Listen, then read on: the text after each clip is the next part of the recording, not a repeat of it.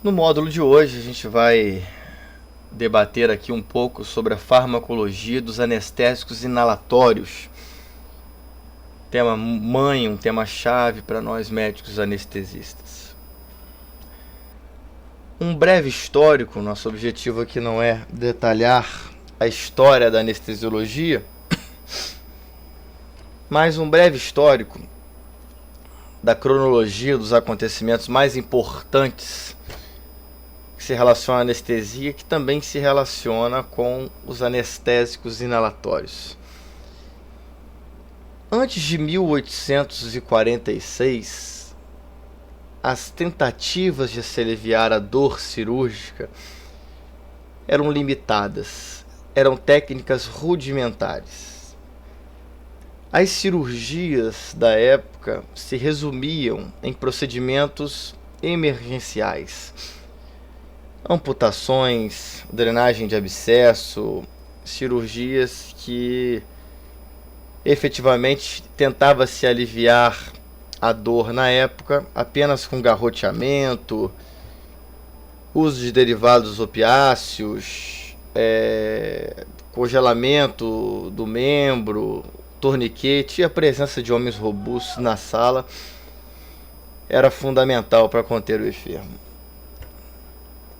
Um brilhante homem, Horace Hells, em 1842, sugeriu, nessa figura aqui embaixo, um renomado cirurgião geral do Hospital Geral de Massachusetts, Sr. John Collis Warren, inclusive sócio fundador da revista The New England Journal of Medicine, né, que administrasse o éter em um de seus pacientes, todos da Universidade de Harvard. E o John Collis Warren aceitou, mas pela escolha do anestésico do Sr. Horace Hells, que usou o óxido nitroso na época, a gente sabe que o óxido nitroso sozinho ele não funciona como um anestésico potente, ele sim é um coadjuvante em anestesia. A sua demonstração pública foi considerada falha, pois o paciente sentiu dor, sentiu desconforto, e o Sr. John Collis Warren falou que aquilo era uma fraude. 4 anos depois, um colaborador de Horace Hells, estudando as propriedades do dietil-éter, do éter dietílico, como quiser, o William Thomas Green Morton, sugeriu ao Sr. John Collis Warren que administrasse o éter em um de seus pacientes. Em 16 de outubro de 1846, apesar do John Collis Warren ter aceitado com bastante relutância, uma plateia reunida no principal centro cirúrgico do Hospital Geral de Massachusetts estava aguardando o Sr. William Thomas Green Morton, que chegou ligeiramente atrasado, pois estava terminando de confeccionar o seu inalador de éter, que mostra aqui na parte inferior à direita. Administrou o éter com o inalador numa gás embebida de éter aqui dentro, e o paciente dormiu, entre aspas, né? E a cirurgia transcorreu sem que o paciente se queixasse de nada. Foi uma retirada do hemangioma cervical. Ao final do procedimento, o cirurgião John Collis Warren falou uma frase clássica: "Cavalheiros, isso não é um embuste, isso não é uma fraude." A partir de então, de 1846, apesar da história da anestesia ser muito mais complexa do que isso, fica marcado então a primeira demonstração pública da anestesia com sucesso, feito por William Thomas Green Morton, um estudante de medicina, dentista da Universidade de Harvard. Depois disso, William Thomas Green Morton tentou patentear o éter e brigou com seus colaboradores e professores, entre eles o Sr. Horace Hells, e não conseguiu patentear o éter. Ele conseguiu patentear, eu mostro à direita, a patente apenas do inalador do éter, sendo que nos anos seguintes não contribuiu absolutamente mais nada para a medicina por brigar por essa patente. Morreu alguns anos depois, onde está enterrado no cemitério Auburn, em Boston. Quem são esses fármacos? Quem são esses grupos de fármacos? Os fármacos inalatórios são grupos muito heterogêneos, né, quimicamente, que são capazes de causar um estado de anestesia, que seria uma analgesia relativa, depende do tipo do anestésico, um relaxamento muscular, uma diminuição das respostas autonômicas, um efeito de amnésia, né? Como um todo. A gente tem diversos fármacos. De 1840, da demonstração da anestesia até meados do século XX, 1950, era muito restrita a utilização das substâncias. A gente tinha poucos anestésicos disponíveis. A gente tinha o clorofórmio, ciclopropano, etileno, o dietiléter, que é uma substância extremamente segura, apesar de ter o problema de ser inflamável, e o óxido nitroso, que ainda é utilizado hoje na prática médica. Então a gente tem os hidrocarbonetos, alguns ésteres e outras substâncias. Temos até gases nobres como o xenônio.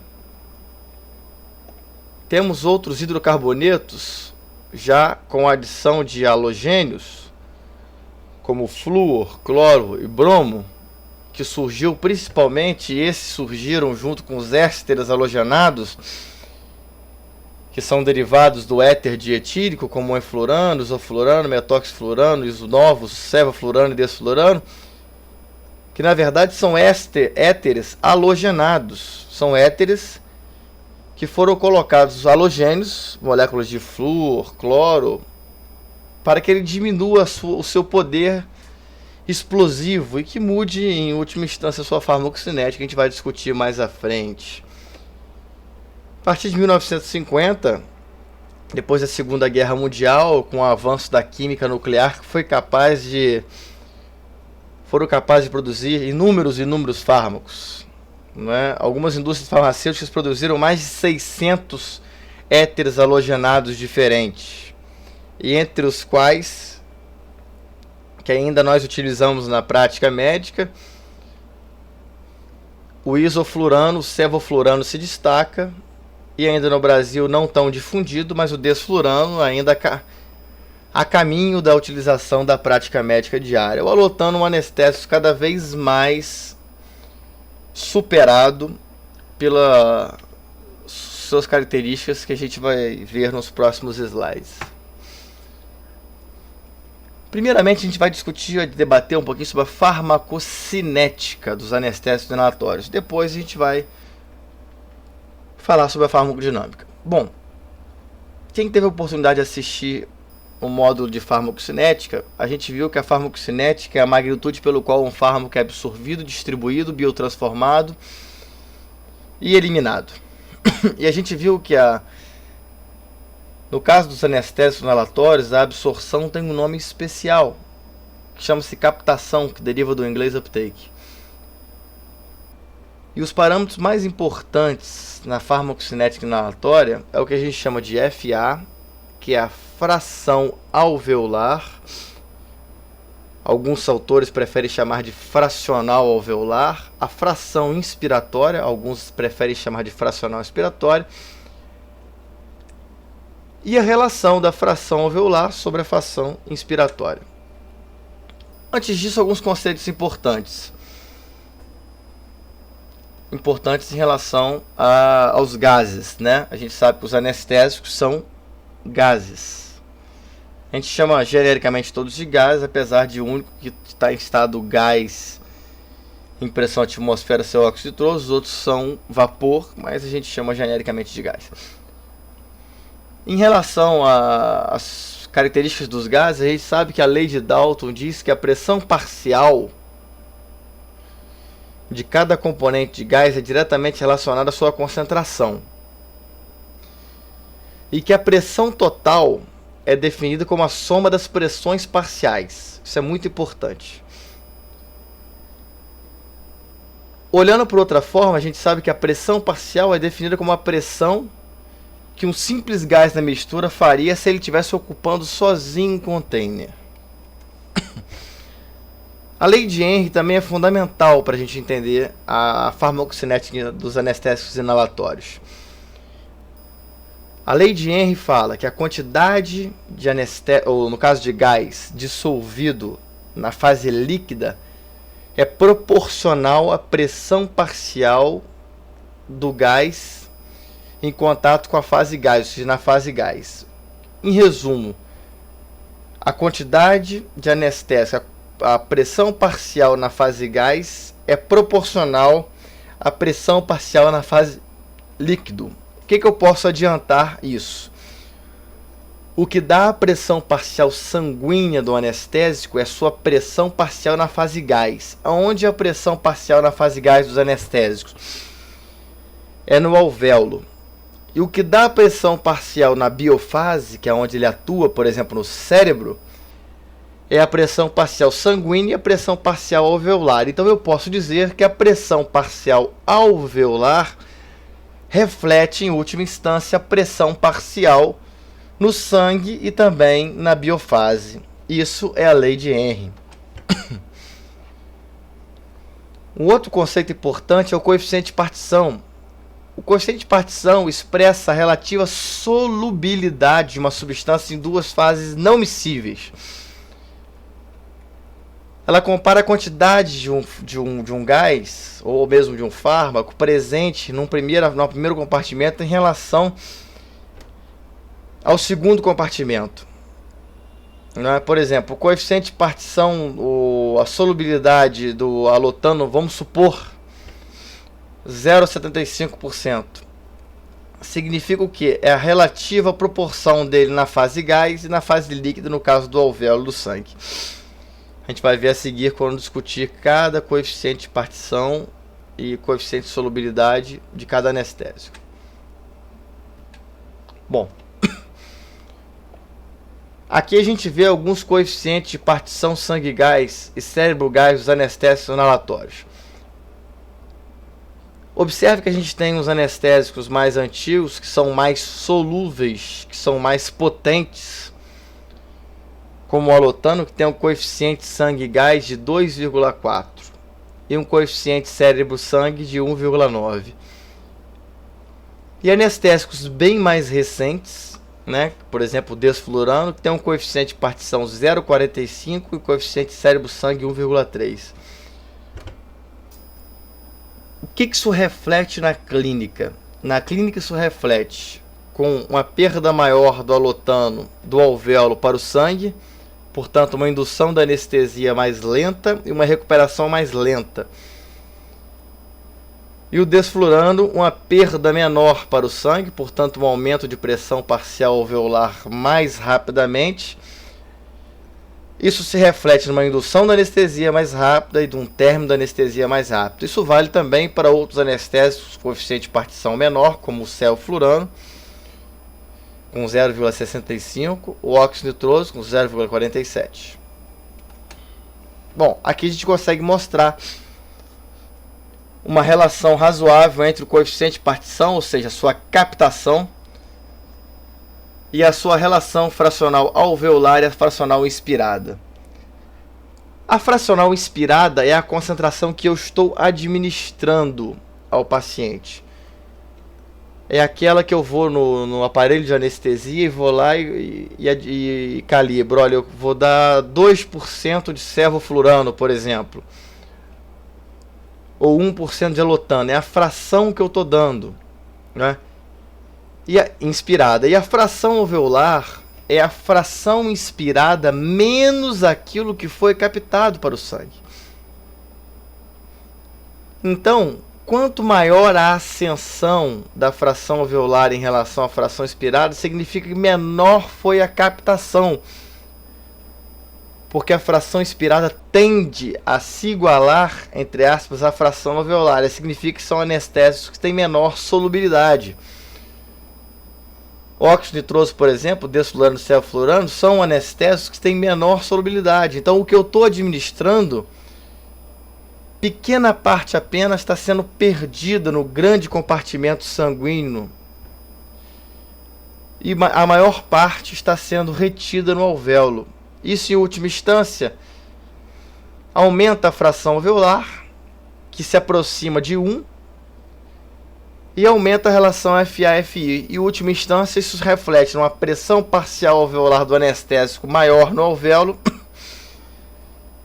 e que, de acordo com a lei de Henry, a gente sabe que quanto maior a pressão parcial na fase gás, maior a pressão parcial na fase líquida. E também na biofase, isso quer dizer que os anestésicos que têm uma fracional alveolar sobre a fracional expirada com tendência a inclinar em direção a 1,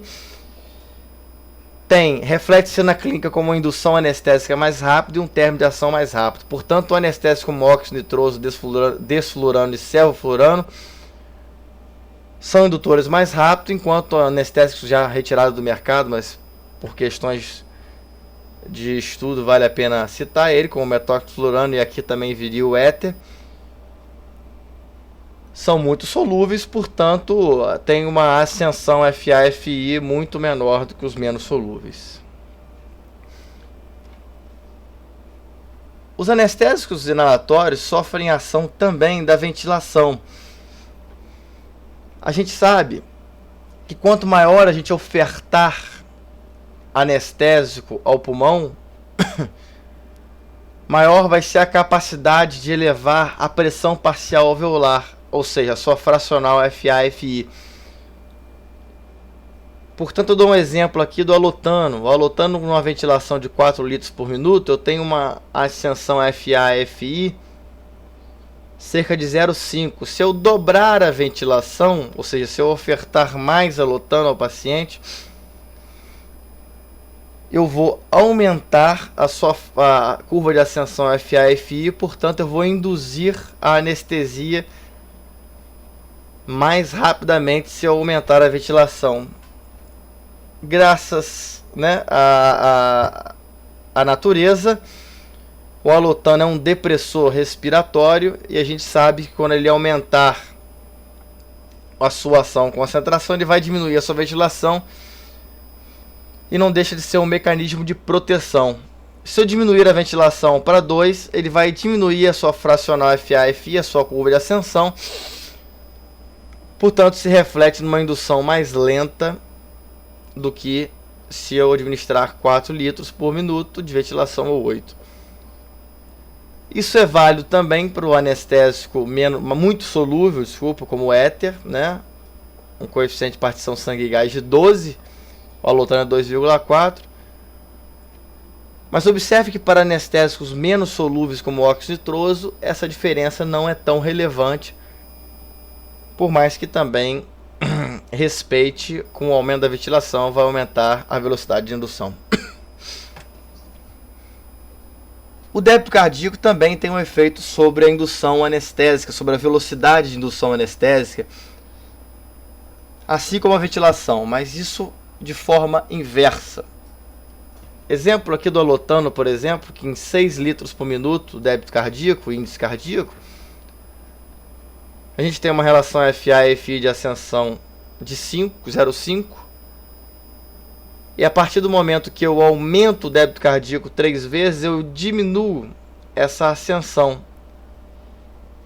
Isso porque mais sangue está chegando ao pulmão, mais sangue está ganhando esse anestésico e lavando esse pulmão. Nesse caso, a gente sabe que isso vai refletir numa indução da anestesia mais lenta. Ao contrário, se eu diminuir em 3 vezes o débito cardíaco, a gente vai aumentar a FA-FI do alotano. Portanto, reflete-se a uma sobredose do alotano por aumentar a fração alveolar sobre fração expirada, em última instância a pressão parcial alveolar. Isso, de certa forma, é ruim, porque o alotano tem um efeito direto no coração, diminuindo a contratilidade, causando uma depressão cardíaca. Então, ele próprio, nesse caso, em relação ao débito cardíaco, o paciente se auto-intoxica, porque ele pode diminuir o débito cardíaco, e diminuição do débito cardíaco pode aumentar o efeito do alotano. O éter, da mesma forma, também sofre o efeito do débito cardíaco. Quanto maior o débito cardíaco, menor a velocidade de indução, por menor a ascensão FA-FI. E anestésicos menos solúveis, como o óxido nitroso, com coeficiente de partição sangue e gás de 0,45, não tem tanta diferença, como eu disse, assim como na ventilação. Um trabalho feito por mim em Camundongos, na Universidade Federal do Rio de Janeiro, em 2006, mostrando o tempo de indução e o tempo de recuperação em segundos dos 3 anestésicos que na década de 90 foram mais utilizados no Brasil, e agora a gente tem o sevoflurano, seria interessante acrescentá-lo aqui, mas em Camundongos eu encontrei que o isoflurano, o enflurano, o isoflurano, como tem menor coeficiente de partição sangue-gás, é o que induz anestesia mais rapidamente.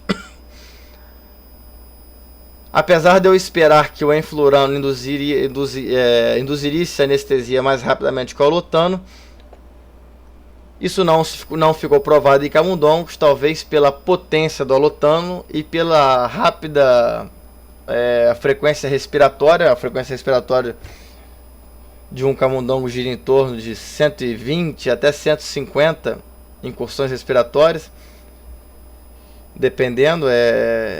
A frequência respiratória é muito alta, então o alotano, como sendo um anestésico muito potente, ele pode ter uma indução de anestesia até mais rápida. E a recuperação foi muito parecido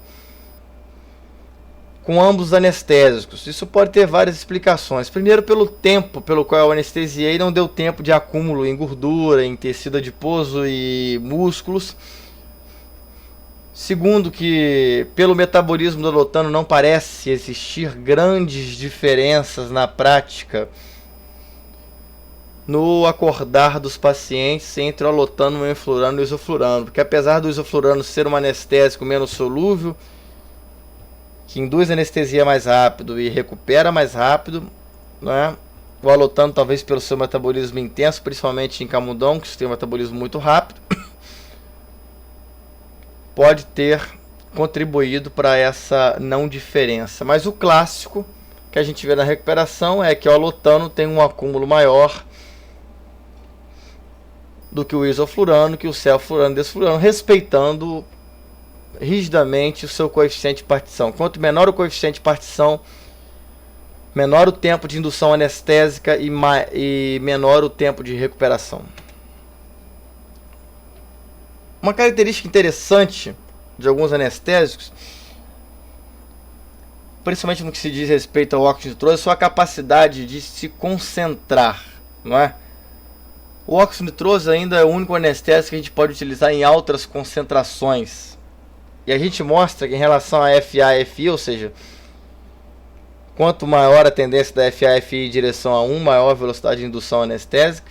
A gente sabe que se a gente aumentar a concentração do óxido nitroso de 10 para 70, a gente aumenta a velocidade de indução. Isso é chamado de efeito de concentração. No outro plano aqui embaixo, a gente sabe que se a gente adicionar um segundo gás, como por exemplo o alotano e um óxido nitroso em altas concentrações, a gente vai ter também o que a gente chama de efeito de segundo gás, porque a gente aumentou a concentração do óxido nitroso e a concentração final do alotano, a gente teria que mostrar aí fórmulas matemáticas para isso, vai ser maior que 0,5. Em última instância, o segundo gás seria o anestésico potente, mas a adição do alotano com o óxido nitroso levaria a um efeito de segundo gás. Mostrando como que seria o efeito de segundo gás, a gente pode dar administrar 1% do segundo gás, por exemplo, do alotano, 19% de oxigênio, ou 80% do óxido nitroso, por exemplo. Se captar metade do óxido nitroso e a gente refizer as contas, a gente vai redistribuir essa porcentagem, a gente vai ter 66,7% de óxido nitroso, 31,7% de oxigênio e 1,7% do segundo gás. Ou seja, quando houver a captação, né, do óxido nitroso, o gás que fica, né, o segundo gás, ele recalculando as concentrações de óxido nitroso, oxigênio e o segundo gás, ele vai ter sua concentração aumentada, e a gente sabe que quanto maior a sua concentração, maior a pressão parcial, quanto maior a pressão parcial alveolar, maior a pressão parcial no cérebro, e isso reflete numa indução de anestesia mais rápida. Um conceito interessante, muito importante, que a gente não pode mensurar em miligramas, microgramas, etc., para poder calcular a potência dos anestésicos inalatórios, é um conceito introduzido por Edmund Egger, que seria a concentração alveolar mínima. O que é isso? A concentração alveolar mínima é a concentração alveolar que é requerida para prevenir que 50% dos pacientes, no caso esse estudo foi em camundongos, haja movimento a um estímulo padrão, né? Originalmente uma incisão. E representa aproximadamente a sua concentração sanguínea. E a CAM tem efeito aditivo, é importante, pois 0,5 CAM de óxido nitroso e 0,5 CAM de alotano, somando os dois equivale a 1 CAM do alotano. Por isso tem efeito aditivo. Então a gente mostra os valores de CAM aqui, que seria a concentração alveolar mínima. Observe que os anestésicos que tem são mais potentes, mais lipossolúveis, que têm maior coeficiente de partição sangue e gás, são que têm menor CAM, ou seja, pois depende de menor concentração para causar o efeito. Esse efeito seria que metade dos pacientes fiquem imóveis a um estímulo cirúrgico padrão. O desflurano e o ceflurano, anestésicos mais novos, têm uma CAM mais aumentada. E o óxido nitroso, que não é um anestésico usado sozinho, tem uma CAM de 105%, ou seja, ele, se for administrado sozinho, não pode ser administrado mais de 70% aproximadamente. Tem que respeitar mais ou menos 30% de oxigênio, então ele só é usado como coadjuvante.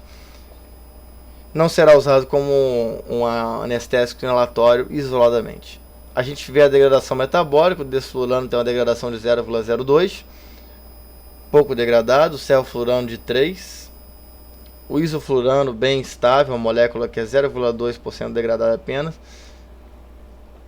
O alotano, talvez o maior problema dele seja a sua grande degradação e a sua estabilidade na cal sodada. Isso é muito importante. O ceflurano, na prática, o ceflurano que nós temos que tem mais problemas em relação à sua instabilidade por formar alguns compostos que seriam teoricamente tóxicos, como por exemplo o composto A, que dependendo da sua concentração, do tempo anestésico, da quantidade de fluxo de gás fresco e da exaustão ou não da cal sodada, a gente pode ter uma formação desse composto, e esse composto pode causar toxicidade renal. Aqui uma figura detalhando com bastante propriedade em relação à parte química desses anestésicos. Eu chamo a atenção aqui do desflurano, que é uma molécula, basicamente é um éter halogenado formado basicamente por flúor, que tem um ponto de ebulição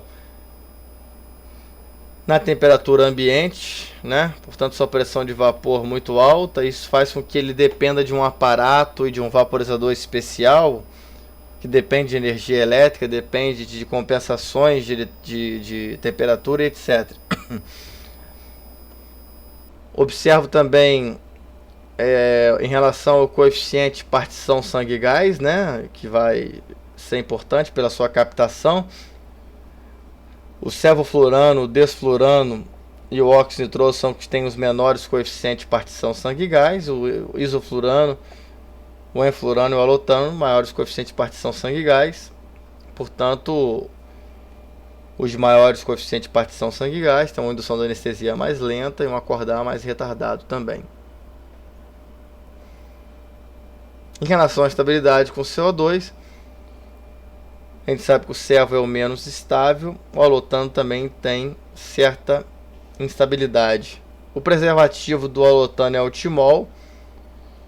Os outros não têm nenhuma substância utilizada para preservar.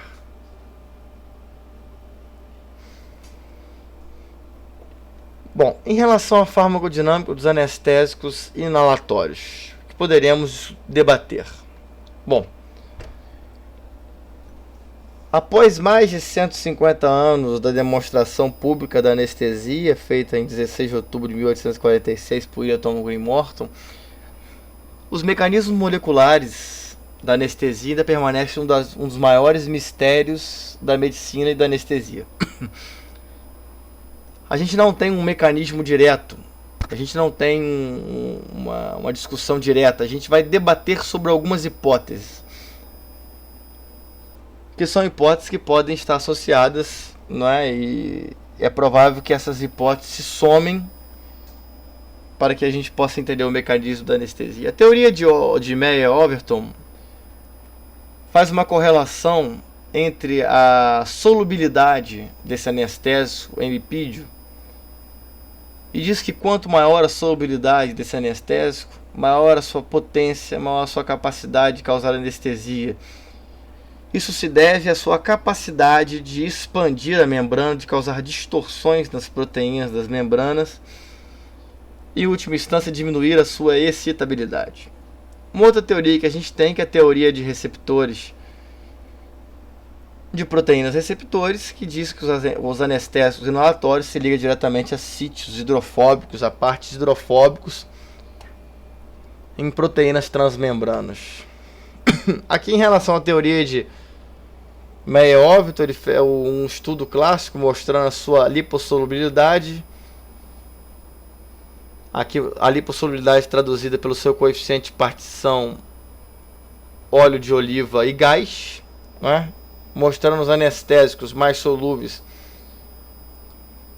com o metoxflurano, o alotano, o fluorano e o fluorano, e os menos solúveis como o óxido nitroso, mostrando que os mais solúveis têm a menor CAM, portanto, menor concentração para ter o efeito. Isso quer dizer uma maior potência. E os anestésicos com menor coeficiente de partição,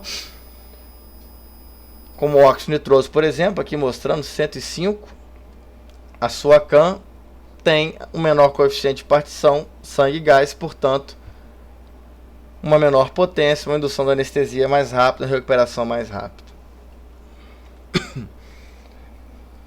Em relação à teoria, é provável também que esses anestésicos inalatórios, esse é um trabalho clássico publicado na The New England Journal of Medicine, que fala sobre os mecanismos moleculares dos anestésicos inalatórios. A gente tem basicamente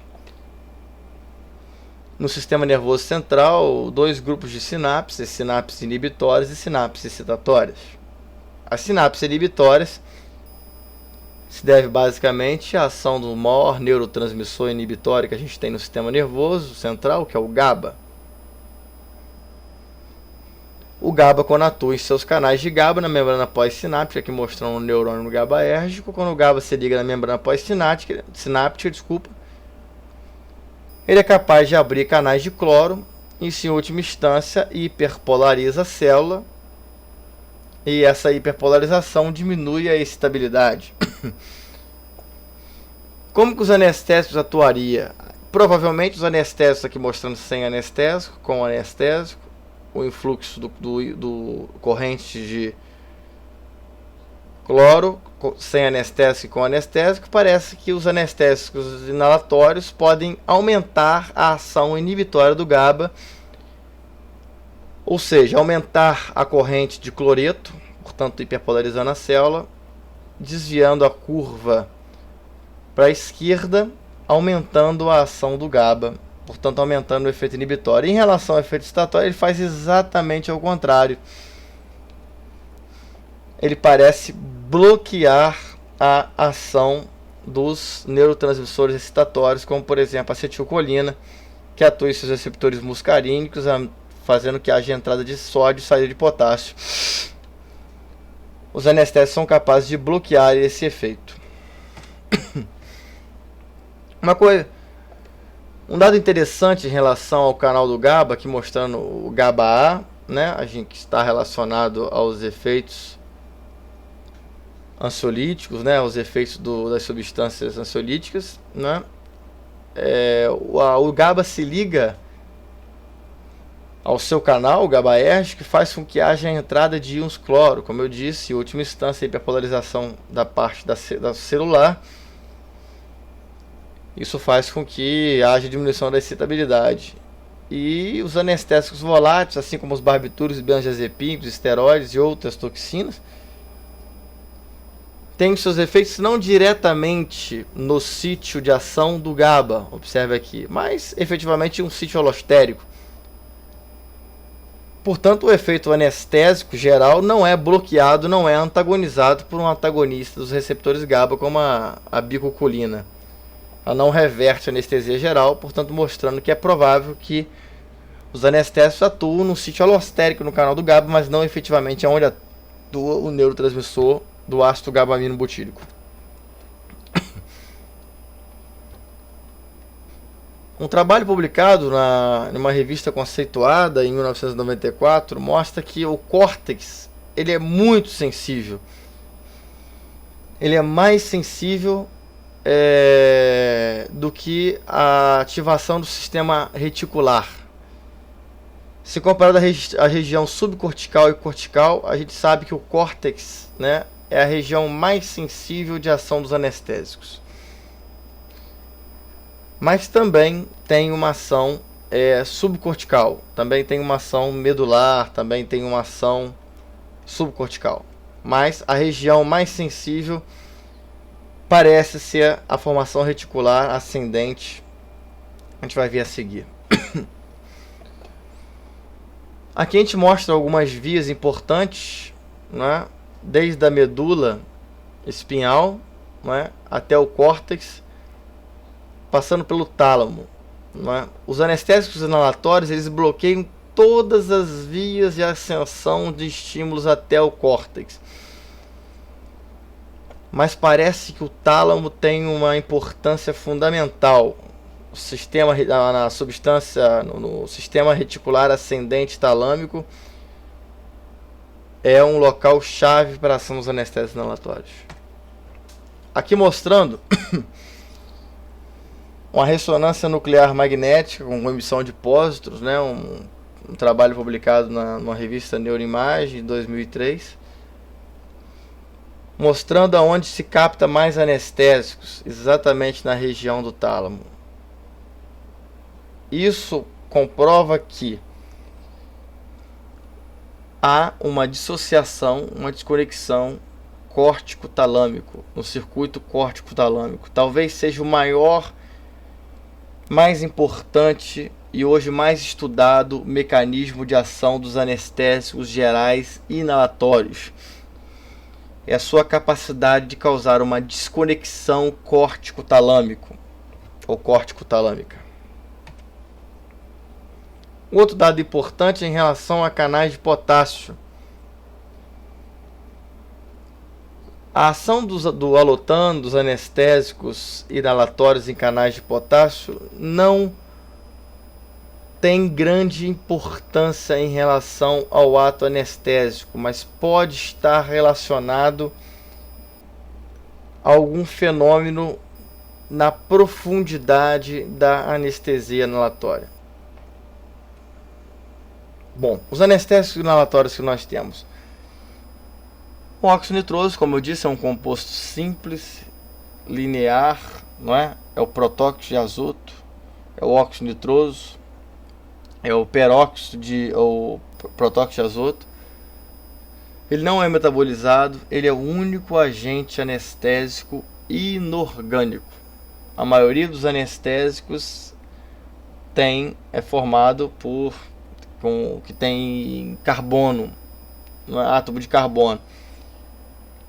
Esse é o único anestésico inorgânico. A gente sabe que o xenônio é um gás, é um elemento químico. O óxido nitroso ele tem baixa potência, tem uma CAN de 105%, porém por isso não é usado como anestésico único. Ele é um anestésico que tem, diferente dos outros, uma capacidade analgésica razoável e necessita de outros anestésicos associados para ter efetivamente uma anestesia cirúrgica. Tem baixa solubilidade sanguínea, portanto, um rápido despertar. O óxido nitroso tem mínimos efeitos sobre a frequência cardíaca e pressão arterial, apesar de uma ligeira liberação de catecolaminas poder levar ao aumento da frequência cardíaca e pressão arterial. Pode causar depressão miocárdica, mas em menor escala do que os outros anestésicos, tem pequenos efeitos na respiração e é um agente seguro e eficaz como anestésico inalatório. Tem o efeito segundo gás, como eu disse, no início da sua utilização. No final do seu uso, a gente tem uma precaução importante, que é como ele é um gás muito difundido, rapidamente difundido, ao final da anestesia, recomenda-se que o paciente se desligue o óxido nitroso 5 minutos antes de emergir o paciente despertar, pois pode ocorrer uma difusão hipóxia, onde uma hipóxia por difusão, chamada de hipóxia de Fink, que se deve à saída do óxido nitroso, né, e dilui o oxigênio que está chegando, isso pode causar uma hipóxia.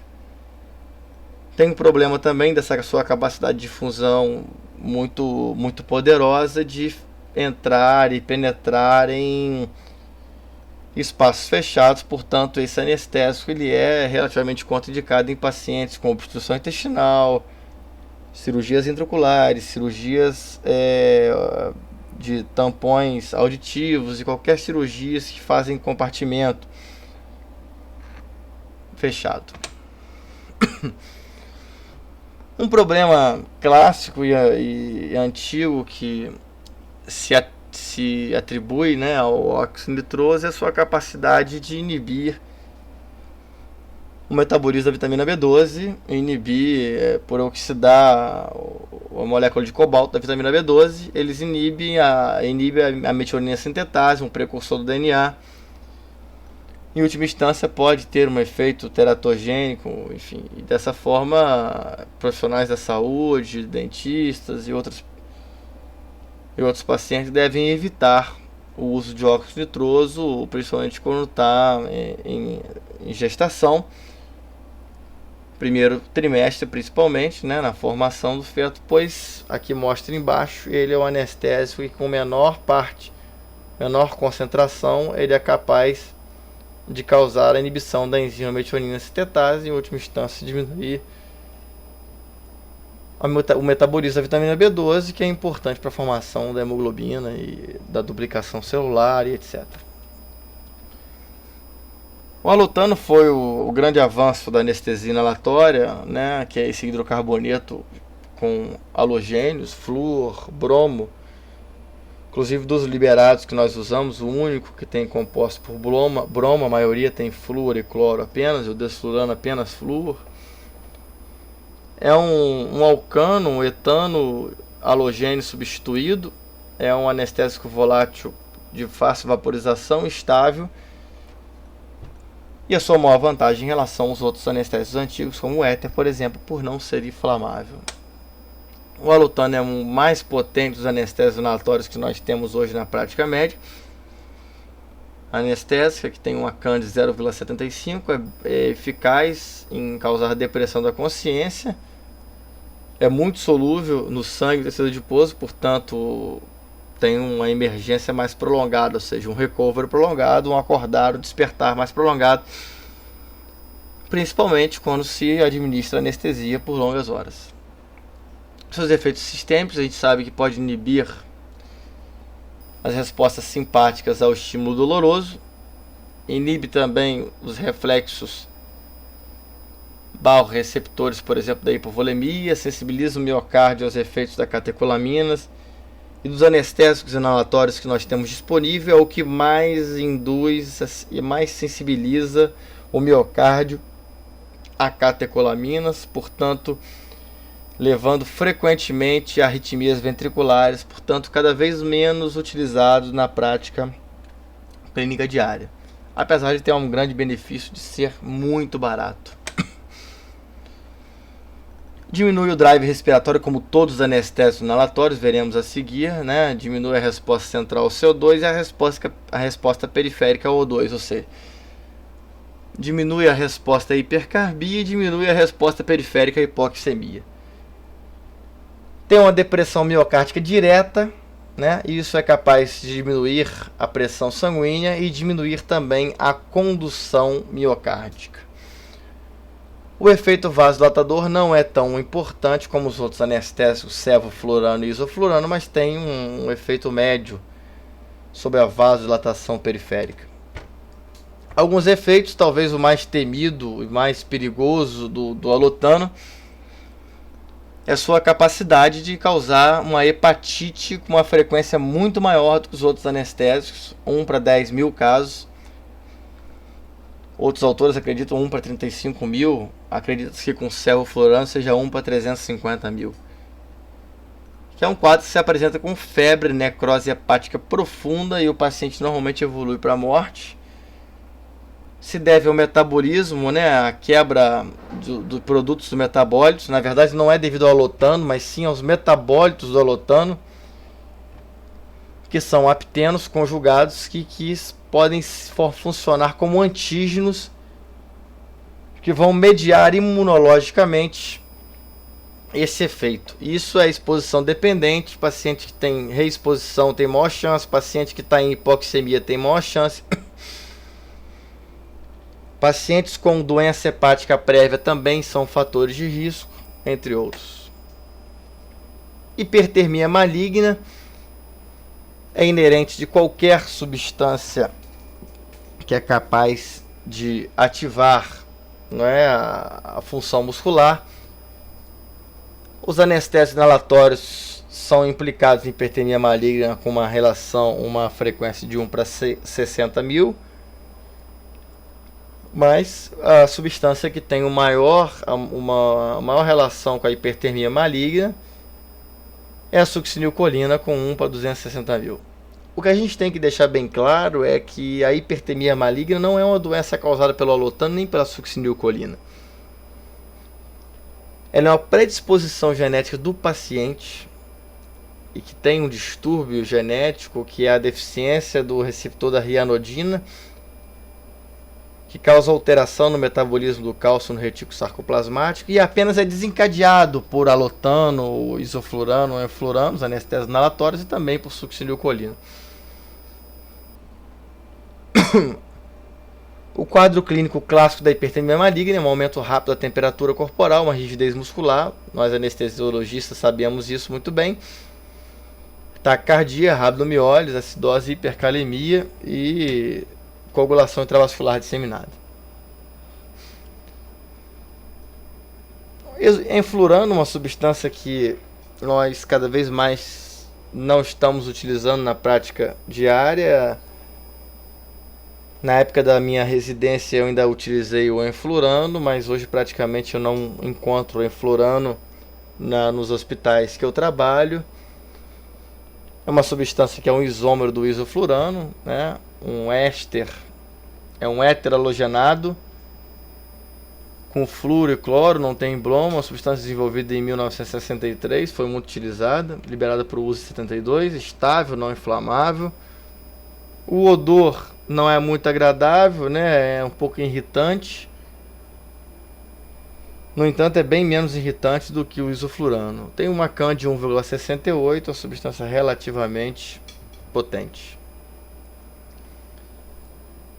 Efeitos sistêmicos mais comuns, né? É um inotrópico potente, cronotrópico e depressor, né? Na verdade, é um potente depressor do inotropismo, do cronotropismo. E diferente do alotano, tem uma capacidade de diminuir a resistência vascular sistêmica muito grande, não é? E, por sua vez, diminui a pressão sanguínea, a pressão arterial, de forma bem mais intensa. Inibe o reflexo barro-receptor simpático e sensibiliza também o miocárdio aos efeitos das catecolaminas, portanto pode causar arritmias. Muito menos metabolizado que o alotano, não é? E tem um efeito, uma liberação de íons fluoreto, que está relacionado a algum grau de toxicidade renal. E alguns pacientes que fazem hipocapnia podem ter alterações epileptiformes no eletroencefalograma. Esses são os dados apenas clássicos do uso enflurano. Isoflurano, sim, uma substância fantástica, utilizada ainda na prática médica diária, com grandes vantagens. Sintetizado em 1965, introduzido na prática em 1984, não é carcinogênico, não é inflamável, tem o problema de ter um odor pungente, né? Ele é menos solúvel que o olotano e o enflurano, uma potência relativa, uma CAN de 1,30. Ele diminui o drive respiratório, a resposta ventilatória, menos que o enflurano, a depressão miocárdica, menos que o enflurano, inibe o reflexo barro-receptor, menos que o enflurano, sensibiliza o coração a catecolaminas, o miocárdio, menos que o olotano e o enflurano, produz mais significativa redução da resistência vascular, a gente sabe.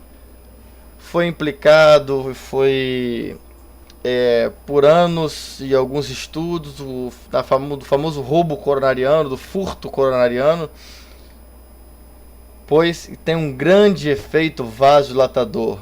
E acreditava-se no início que ele era capaz de causar dilatação coronariana, principalmente nas regiões bem perfundidas, deixando as regiões que estavam em sofrimento, um paciente, por exemplo, com cardiopatia isquêmica,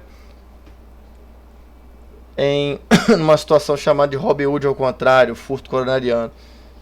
Depois dos anos, foi vendo que a substância é muito segura e hoje praticamente ninguém mais se preocupa com esse efeito do roubo coronariano. Ele é um excelente relaxante muscular, não é? E potencializa os bloqueadores neuromusculares. Se comparado com o enflurano, ele só tem vantagens. Por isso o enflurano praticamente já está saindo do mercado brasileiro, porque o americano já saiu há muito tempo. Muito pouco metabolizado, baixo potencial de metabólitos tóxicos. Tem um problema por ser pungente, de causar broncoirritação e laringoespasmo. Portanto, não é uma substância indicada para indução anestésica sobre máscara, assim apenas para manutenção da anestesia. Sevoflurano e desflurano são os novos anestésicos. Os anestésicos, né, que talvez cheguem mais próximo ao ideal. São anestésicos de baixa solubilidade, portanto uma indução rápida e uma recuperação rápida. Mínimos efeitos sistêmicos, pequenos efeitos respiratórios, pequena supressão cardiovascular, pequenos efeitos adversos. No entanto, eles são bem caros e tem algumas diferenças entre eles. O sevoflurano tem a característica de ser degradado em cal sodada, formar o composto A, portanto ter uma possibilidade de ser nefrotóxico. O desflurano também tem o seu odor pungente, é difícil ser administrado sobre máscara, é uma substância que depende de um vaporizador especial, é uma substância que tem um efeito catecolaminérgico, inicialmente sensibiliza um pouco o coração às catecolaminas, a gente vai ver nos gráficos subsequentes. Bom, agora a gente vai dar uma pausa e logo na segunda videoaula a gente vai falar sobre os efeitos nos órgãos e sistemas dos diversos anestésicos inalatórios.